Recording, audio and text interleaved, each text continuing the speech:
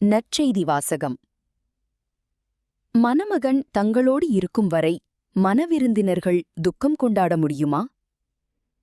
மத்தேயு எழுதிய தூய நற்செய்தியிலிருந்து வாசகம். 9, 14, 17. அக்காலத்தில் யோவானின் சீடர் இயேசுவிடம் வந்து, நாங்களும் பரிசேயரும் அதிகமாக நோன்பு இருக்க, உம்முடைய சீடர்கள் ஏன் நோன்பு இருப்பதில்லை என்றனர். அதற்கு இயேசு அவர்களை நோக்கி, மணமகன் தங்களோடு இருக்கும் வரை மணவிருந்தினர்கள் துக்கம் கொண்டாட முடியுமா?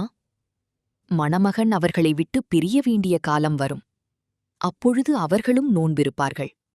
மேலும் எவரும் பழைய ஆடையில் புதிய துணியை ஒட்டு போடுவதில்லை. ஏனெனில் அந்த ஒட்டு ஆடையை கிழித்துவிடும், கிழிசலும் பெரிதாகும்.